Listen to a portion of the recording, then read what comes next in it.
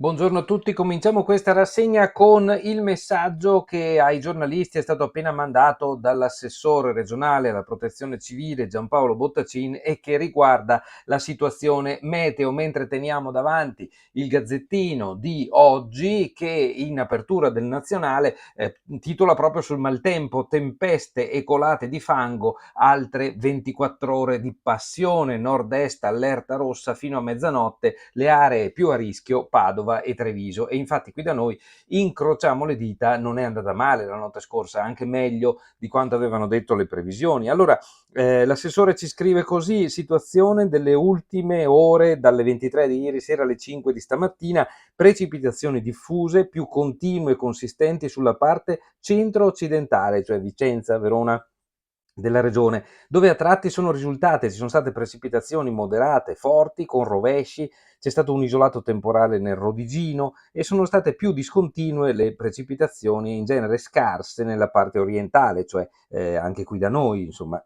I quantitativi sono stati importanti sulle prealpi vicentine, 40-60 mm, 40-65 mm. Ricordiamoci che i millimetri, se fosse tempo da neve, corrisponderebbero ai centimetri di neve, vuol dire che avrebbe fatto tipo mezzo metro di neve, insomma, ecco, tanto per avere un paragone, no? 20-40 mm tra Feltrino e Basso Gordino, inferiori ai 15 millimetri altrove, insomma è andata bene. Situazione attuale, dice appunto di stamattina: precipitazioni sparse e intermittenti sulla pianura centro-meridionale, diffuse e ancora moderate forti sulle zone prealpine e pedemontane occidentali, altrove sparse o a tratti diffuse, in genere deboli o localmente moderate, come qui a Belluno, dove mentre registriamo appunto ha fatto un po' un acquazzone con un'intensità un po' maggiore, ma insomma sta semplicemente piovendo, insomma. Non si osservano fenomeni temporaleschi.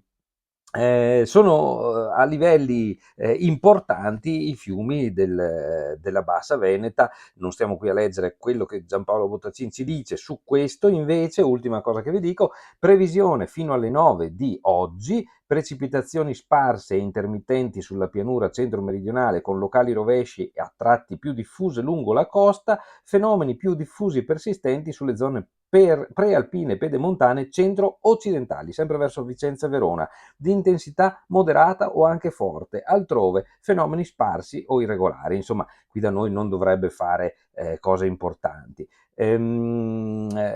Però volevo segnalarvi che l'avviso si chiude in questo modo: visto lo stato di saturazione dei suoli, cioè il terreno è bombo pieno d'acqua, permane il rischio di innesco di movimenti franosi nei territori montani e collinari. Qui da noi i terreni non sono poi neanche così pieni, appunto perché non è piovuto tantissimissimo, quindi insomma speriamo di non avere troppi problemi. Prima sul Gazzettino c'è la foto, viene ripresa in vario modo questa notizia, dei primi droni che saranno usati anche sul nostro territorio per portare le medicine a casa. Il servizio attivo dal 2025, il velivolo funzionerà a idrogeno. E la foto riguarda proprio un volo di prova del drone a Venezia. Purtroppo sentiamo parlare di questi mezzi soprattutto in riferimento alle questioni militari, alla guerra che c'è in Ucraina, scatenata dalla Russia contro l'Ucraina. È stato fatto un utilizzo di questi sistemi a pilotaggio remoto estremamente importante, mai successo prima d'ora. Per fortuna adesso possiamo anche parlare di applicazioni civili, mentre lì comunque la questione non si risolve, perché dobbiamo sempre tenere presente che ci sono dei conflitti in corso vicino a noi che fanno rabbrividire. La prima pagina del Gazzettino di Belluno. Cominciamo allora la rassegna di oggi, che è martedì 21 maggio, dal Gazzettino di Belluno. Poi andiamo a vedere anche il Corriere, che porrà l'accento, vedremo tra un attimo, sulla carenza di lavoratori.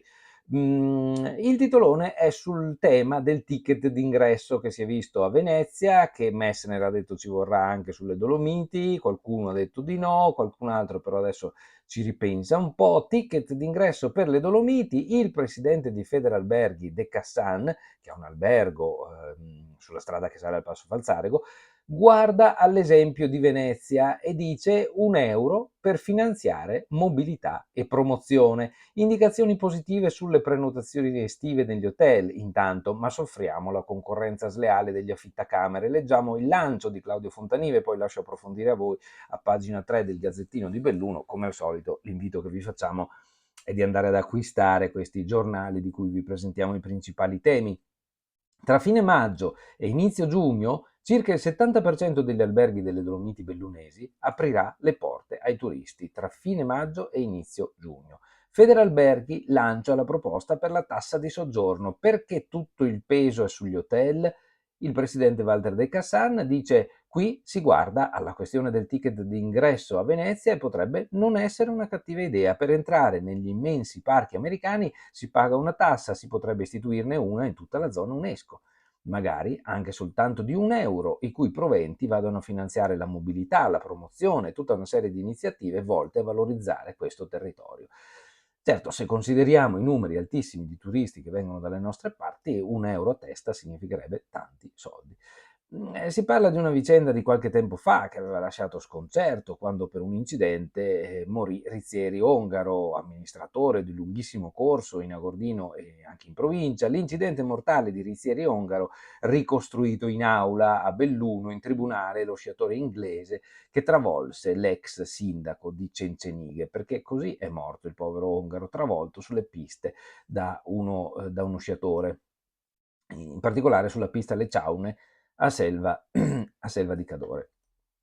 Ieri abbiamo dato la notizia un po' frettolosamente su www.amicodelpopolo.it. Il Gazzettino dedica la prima pagina a questo gruppo di persone che si vede bene dai loro distintivi, sono della Guardia di Finanza, l'impresa missione per onorare, per celebrare i 250 anni del corpo della Guardia di Finanza. Questi sono gli alpinisti del soccorso alpino della Guardia di Finanza che sono andati in Bolivia, sulle vette della Bolivia, e ne hanno scalate due che non erano mai state scalate prima. Sono state conquistate anche dal feltrino Alberioli, che era nel gruppo dei finanzieri, si chiama Alessandro Alberioli, e in Bolivia anche lui ha contribuito a piantare il tricolore, come si vede, in vetta a una cima che è stata intitolata Cima 250, proprio in onore della Guardia di Finanza.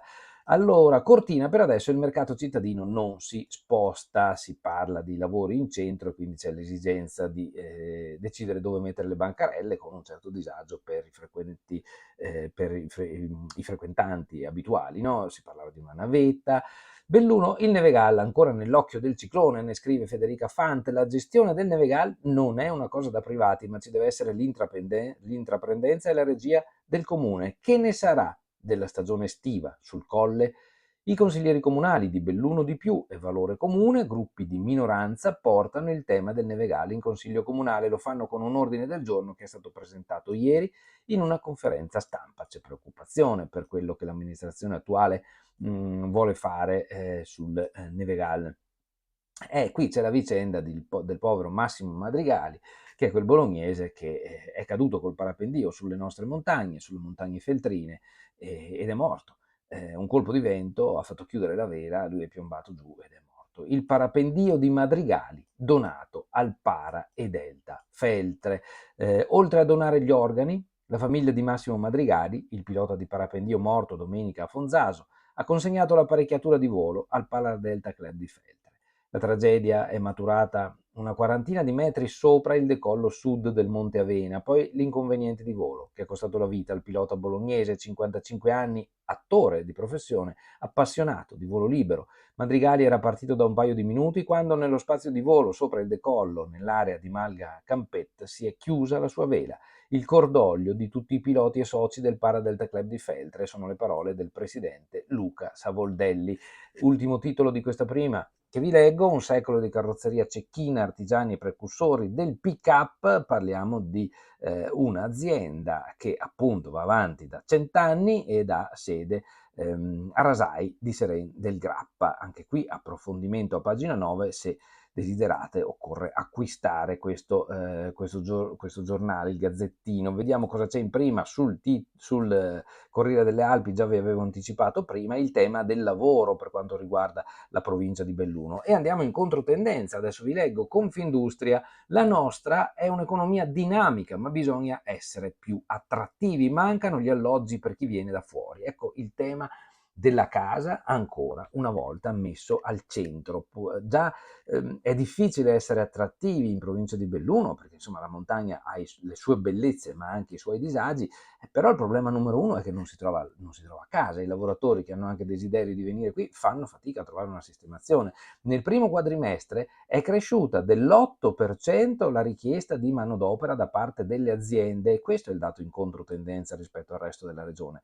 Leggiamo: sorpresa, la domanda di lavoro diminuisce nelle altre province del Veneto, mentre nel bellunese registra l'incremento più significativo, più 8% nei primi 4 mesi dell'anno. Capite? Questo vorrebbe dire che c'è bisogno di lavoratori qui, e se dalle altre parti invece c'è meno richiesta di lavoratori e qui ce n'è di più, questo dovrebbe favorire uno spostamento di persone a favore della provincia di Belluno. Ma se poi le persone provano a venire qui da noi e non trovano casa, capite che il circolo virtuoso si blocca subito.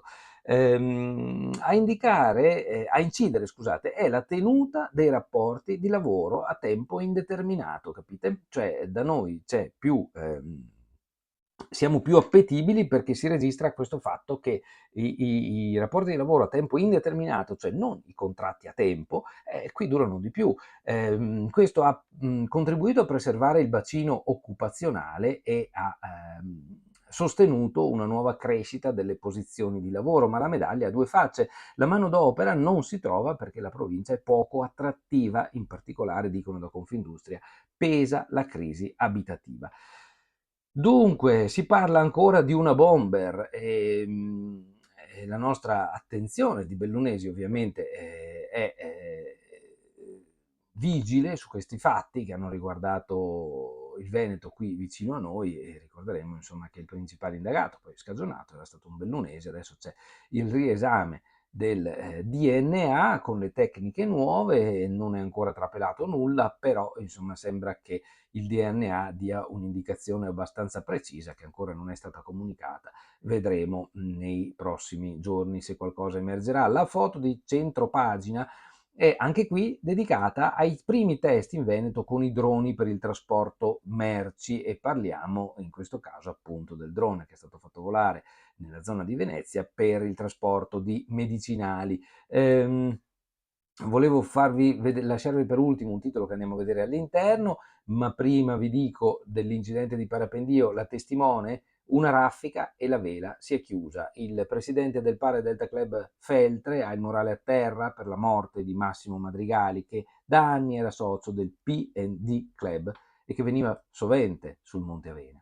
Il degrado tra edifici e capannoni abbandonati su Belluno. Il report: l'archeologia industriale racconta la storia di una città, ma i capannoni chiusi da anni, alcuni ridotti a scheletri di un passato che fu, rappresentano anche una forma di degrado nel capoluogo. Gli esempi non mancano. Forzin che approfondisce a pagine 16 e 17, ma noi ci passiamo adesso per le pagine 16 e 17, ma siamo diretti, diciamo così, a pagina 26. Andiamo a vedere pagina 16 e 17. Vi dicevo, sono le due dedicate al degrado urbano, che parla dei capannoni abbandonati, e in primo piano c'è quello della vecchia Holzer, che è uno spazio veramente grande, che purtroppo è lì vuoto, sullo stradone principale tra Belluno e Ponte nelle Alpi, quindi anche in una zona assolutamente comoda. Poi c'è l'ex Dodos, vi ricordate, a Salce, la discoteca.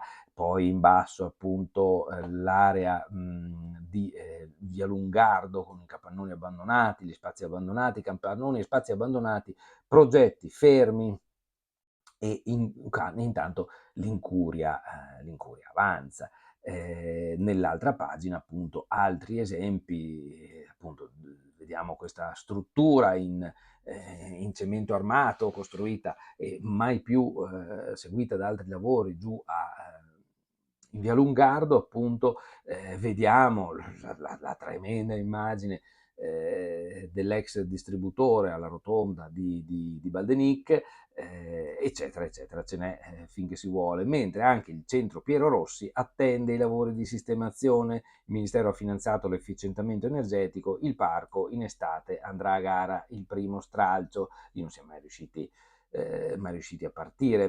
C'è un esempio positivo, la casa funeraria vicino al ponte Sarajevo ha di fatto riqualificato i ruderi dell'ex cementificio, è un dato di fatto sicuramente positivo dal punto di vista ambientale dell'immagine. Allora, l'ultimo titolo che volevo darvi è questo, pagina 26 del Corriere delle Alpi, variante alla 51 di Alemagna, la statale di Alemagna, a Longarone. I lavori partiranno nel marzo 2025, cioè più o meno tra un anno. Simico, che è l'azienda, insomma la società di Milano e Cortina per le Olimpiadi, verifica l'abbassamento della rampa in zona fiera, l'obiettivo è la riduzione dell'altezza del viadotto stradale. Sapete che sulla piana di Longarone non si correrà in trincea, non si correrà in rilevato, ma si correrà con un viadotto che sembra essere anche la soluzione più sicura rispetto a possibili piene del Piave. Però questo viadotto fa discutere, ci sono cittadini assolutamente favorevoli, altri che dicono no perché rovina la visione verso la diga che deve essere tenuta salvaguardata. Ecco. Però si sono fatti sentire anche i cittadini favorevoli perché dicono qui abbiamo bisogno di far tornare a vivere Longarone.